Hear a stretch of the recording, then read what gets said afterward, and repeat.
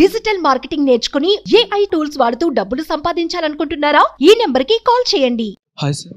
చెప్పండి సార్. అంటే మొన్న రీసెంట్గా యాక్సిడెంట్ జరిగినప్పుడు కూడా అకస్మాత్తుగా ఆవిడ చందు గారిని చూసి ఆవిడ షాక్లో చనిపోయిందని చెప్పారు. అంటే అది ఎంతవరకు వాస్తవం అంటారు? వాస్తవం అంటే వాళ్ళు అక్కడ ఉన్నారు, మేము ఇక్కడ ఉన్నాము.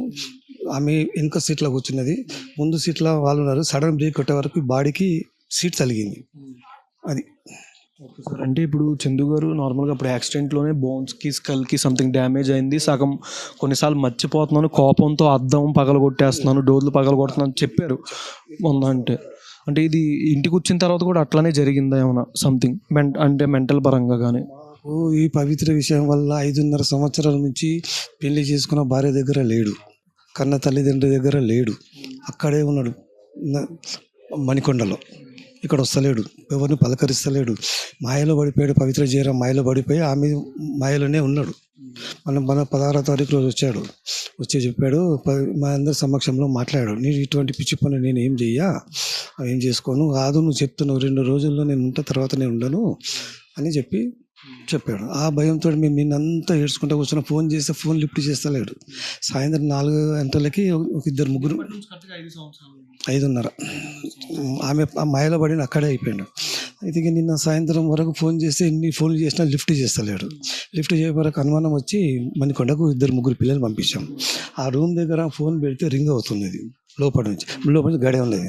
ఆ వాచ్మెన్ పిలిచాడు. ఆ పిల్లలు పిలిస్తే, సార్ ఇక్కడ నుంచి శబ్దం వస్తుంది ఫోన్ది, మరి లోపల నుంచి గుళ్ళెం ఉంది, మరి ఏం చేయమంటే ఒక తన్నుదనండి అని వాళ్ళు ఆ పని చేసిన తర్వాత పోలీసు వాళ్ళు చెప్పి ఆ పని చేయకండి అని చెప్పి ఎవరైనా వాళ్ళ ఓన్ పేరెంట్స్ రావాలా.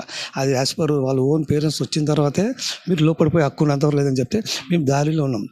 ఇక్కడ నుంచి 5 గంటలకు వెళ్తే 8:45 చేరినాం అక్కడికి. అప్పటి వరకు వాళ్ళు ఆపారు, పోలీసు వాళ్ళు ఉన్నారు.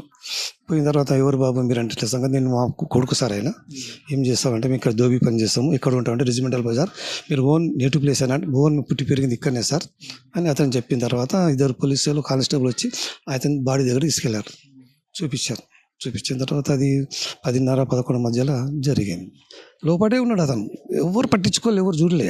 మేము సాయంత్రం కూడా పోయే వరకు లేకుంటే కూడా అది అంతే, తెలిసేది కాదు ఎవరికి. ఇక్కడ అంటే లాస్ట్గా ఎవరితో మాట్లాడినా, మీతో ఇంట్లో వాళ్ళతో కానీ ఎవరితోనా? మా డాక్టర్తో ఎక్కడ పోతున్నాను అంటే, నేను LIC ఇన్సూరెన్స్ చేసేది ఉంది, లక్కడి కప్పులు పోయి వస్తామ్మా, ఎక్కడ పోను, మళ్ళీ తొందరగా వస్తాను చెప్పి పోయింది. అదే లాస్ట్ మాట మా డాక్టర్ తోటి.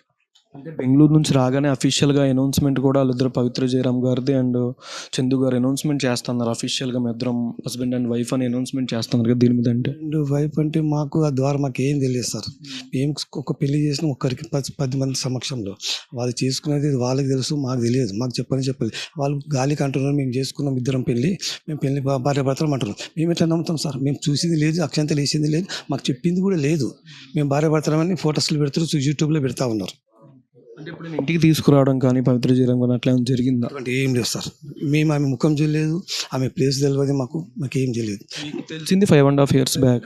ఇక్కడ వెళ్ళిపోయిన తర్వాత మాకు మళ్ళీ రాలేదు.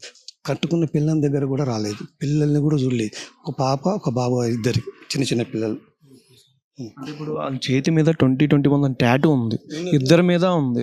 అంటే ఏంటి ఆయిరే కలిసారా లేకపోతే ఏంటని? ఆ టైంలో కలిసారు. దానివల్ల కూడా ఫస్ట్ టైం కూడా గొడవ చేసింది. ఆ టాటూ ఎందుకు పెట్టుకున్నా, తీసేసినాకనే ఇంట్లోకి రావాలి, ఇక్కడ రావద్దు, నేను సచ్చినా బ్రతికినా నాకు ఆమెను నువ్వు వద్దు, ఇది చెప్పడం జరిగింది సార్ రోడ్డు పైన. అంటే యాక్సిడెంట్ తర్వాత మీరు కలవడం జరిగిందా? కార్ యాక్సిడెంట్ తర్వాత జరిగిందంటే మొన్న 16వ తారీఖు జరిగింది సార్.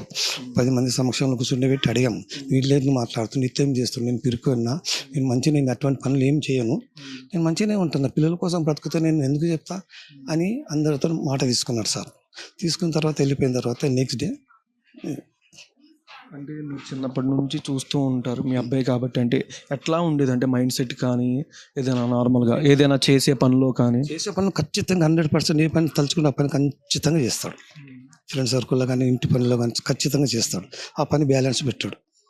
ఇది పవిత్ర మైకంలో పడి మమ్మల్ని దూరం చేసుకున్నాడు, భార్య పిల్లలు దూరం చేసుకున్నాడు, ఎవరికి లేదు. అంటే మా పర్సన్ యొక్క ఇంటర్వ్యూలో కూడా చెప్పారు, రేపు May 19 రిలీజ్ అవుతుంది, పవిత్ర గారు చేసిన వైఫ్ అండ్ హస్బెండ్ స్క్రిప్ట్ 39 ఇది మహోత్సవాల్లో స్క్రిప్ట్ ఒకటి చేశారు, అది రిలీజ్ అవుద్ది. ఇది ఒక హ్యాపీనెస్ ఇచ్చి వెళ్ళిపోయింది నాకు.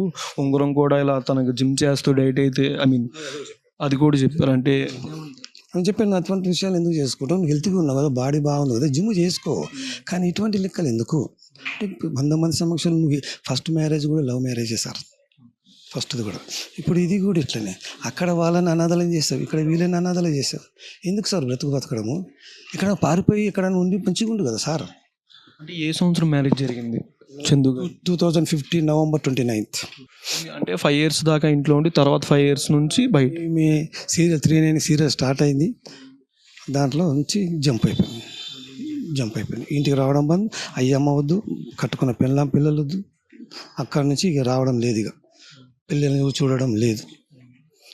ఆయన బతుకుతున్నాడు, ఏమన్నా కానీ మీరు నాకు అదే కావాలి, నాకు అదే దేవత. లైఫ్ అని కూడా చెప్పారు కదా పవిత్ర జయరామ్.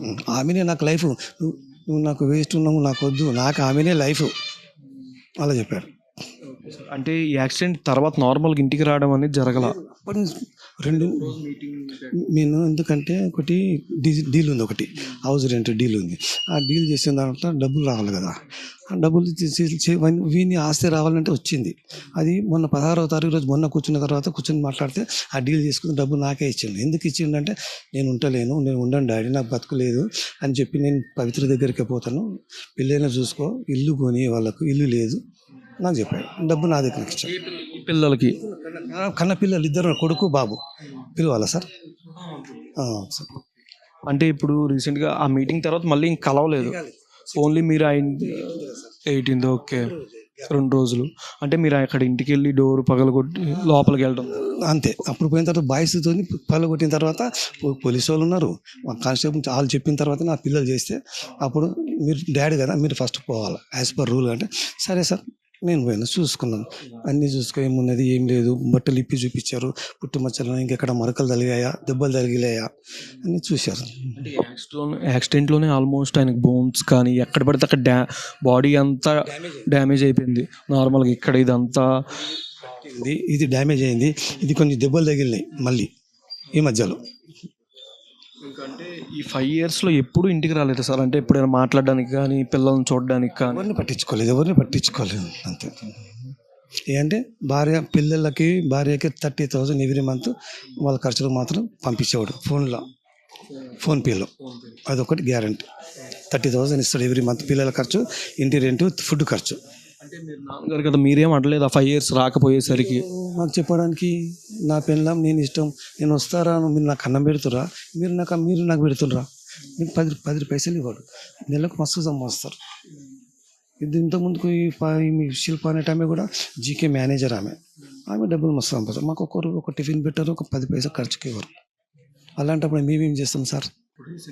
సీరియల్ ఆర్టిస్టులు ఎవరైనా మీకు హెల్ప్ చేయడం కానీ వచ్చి రావడం కానీ జరిగిందా? రాలేదు సార్, ఇంతవరకు అయితే రాలేదు. ఇవాళ ఇంకా బాడీ వస్తే చెప్పలేము సార్, బాడీ వస్తే రావచ్చు, ఇట్లా మీలాగానే రావచ్చు.